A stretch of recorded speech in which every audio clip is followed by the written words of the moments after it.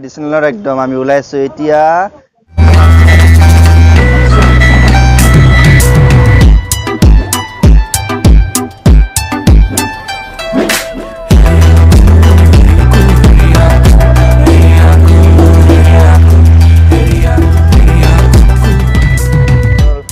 Welcome to my YouTube channel. তো মই বৰ্তমান গৈ আছো 47 সংখ্যক কাৰ্বি যুৱ মহোৎসৱলৈ আৰু তাতে গৈ পেলাই সম্পূৰ্ণ দৃশ্য আপোনালোকক দেখাম এই ভিডিঅ'টোৰ জৰিয়তে।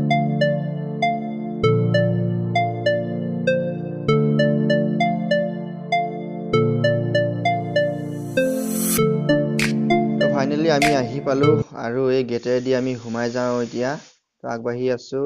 কালচাৰেল প্ৰচেছন এয়া দেখিবলৈ পোৱা গৈছে। বন্ধুসকল মই বৰ্তমান উপস্থিত আছো কাৰ্বি যুৱ মহোৎসৱ কাৰ্বি আংলং ডিফুৰ তাৰালাংছত অনুষ্ঠিত কৰা হয় প্ৰতি বছৰে। তো মই বৰ্তমান উপস্থিত আছো তো আপোনালোকে আহিব পাৰে ইয়াত চাবলৈ প্ৰতি বছৰ 15 পৰা 19 ফেব্ৰুৱাৰীলৈকে অনুষ্ঠিত কৰা হয় এই কাৰ্বি যুৱ মহোৎসৱ 1976 চনতে হাৰ্বি ৰংনিহাং ক্লাবত অনুষ্ঠিত কৰা হৈছিল প্ৰথমবাৰৰ বাবে আৰু আহি 47 বছৰ এতিয়া ভৰি দিলে কাৰ্বি যুৱ মহোৎসৱে।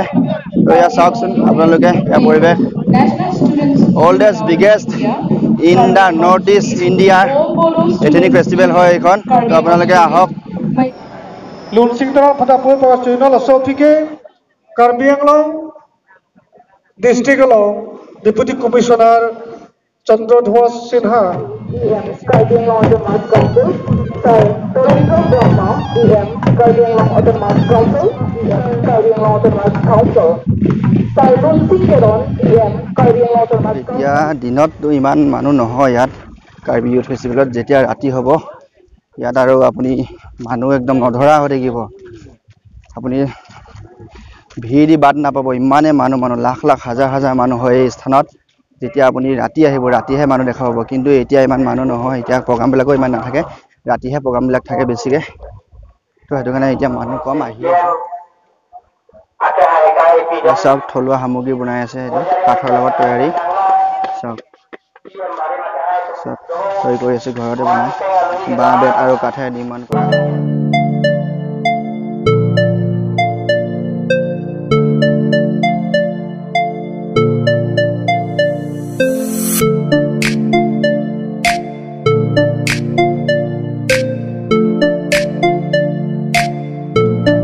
ये কিমান এটো 50 বা এটো 100 আৰু এটো কিমান 30 এটো কি মাকৈ আৰু কি আছে এটো কি আছে বাটাৰ মছলা মিক্স ন তো প্ৰথমবাৰৰ বাবে খাই আছো এতিয়া কেনেকুৱা লাগে চাও ও বগা কেনেকুৱা লাগিছে খাই ভালে লাগিছে আমাৰ ভোজন কৰি খাই হলে মিলাই থোৱা নাই নেকি অলপ দি দিয়া তো ফ্ৰেন্ডছ দেখিছে এয়া অসমৰ যি থলুৱা সামগ্ৰী বাঁহ বেতেৰে নিৰ্মিত তো কাৰ্বি সম্প্ৰদায়ৰ লোকসকলে এয়া ঘৰতে নিৰ্মাণ কৰি উলিয়াইছে তো কাৰ্বি ড্ৰেছ পোছাকৰ পৰা ধৰি পেলাই আমাৰ ঘৰত যিবিলাক সামগ্ৰী প্ৰয়োজন হয় সকলোখিনি সামগ্ৰী ঘৰতে বনোৱা হৈছে কোনো বাহিৰৰ পৰা অনা নহয় এয়া চাওক আপোনালোকে কি ধুনীয়া সুন্দৰ ইয়াতে তৈয়াৰ কৰি থকাও দেখিবলৈ পোৱা গৈছে ইয়াতে ঘৰ আপোনাৰ সজোৱা বস্তুবিলাক আছে ধুনীয়া আছে আকৌ লগতে আমাৰ কাৰ্বি আংলঙৰ আটাইতকৈ জনপ্ৰিয় আদাবিটো আমাৰ দেখিবলৈ পোৱা গৈছে ইয়াতে গিনগাৰ তো ইয়া দেখিছে আপোনালোকে ইয়া গিনগাৰ দেখিছে আপোনালোকে তো অসমৰ ভিতৰতে আটাইতকৈ জনপ্ৰিয় আৰু ভাল আদাটো আমাৰ কাৰ্বি আংলঙত পোৱা যায় চাওক কি সুন্দৰ পৰিৱেশ তো আপোনালোকে আহক ইয়াৰ পৰিৱেশ চাব তো চালে গম পাব বহুত ভাল লাগে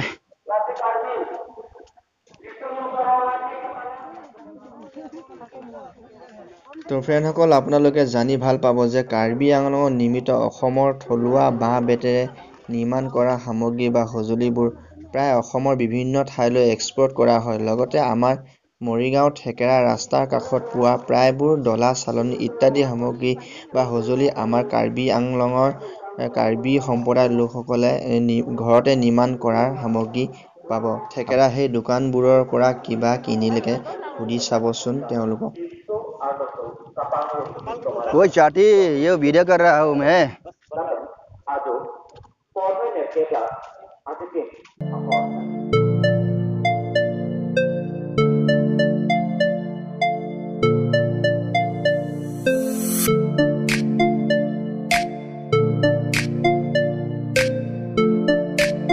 এতিয়া যাওঁ আমি ঘৰলৈ যাব ওলাইছো